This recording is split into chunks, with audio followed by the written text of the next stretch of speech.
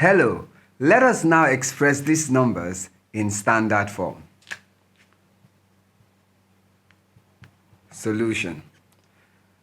So for A, we have the number 4,730,000.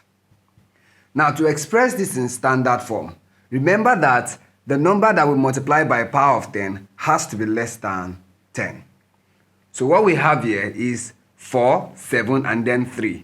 So to express this as a number less than 10, we will then write 4 point. Now every other non-zero number that comes will come after this decimal place. So we have 7, 3. Now please take note, if in case another non-zero number were to appear at any point in this, we continue till we get to that last non-zero number. So what we have here is 4.73. Then we multiply this by a power of 10. Now to know the number that goes here as the power of 10, we will count the number of digits after 4.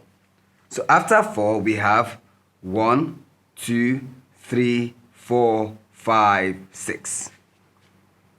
So this becomes 4.73 times 10 raised to the power of 6.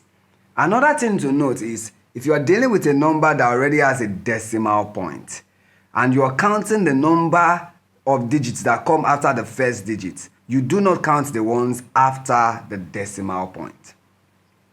Now let's get to B. For B, we have 9,425,000. Now to write this in standard form, we would have 9. Now the other non-zeros come after a decimal place. So we have 9.425. You notice that I didn't stop until I've written the last non-zero number. If this 5 were to appear at this point, I will write the 0 that comes before that 5. So please take note. You continue to write after this decimal place until you have reached the last non-zero number.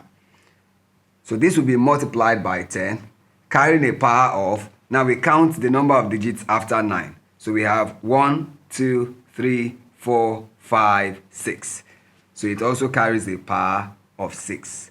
And that is how we write a whole number in standard form. Thank you.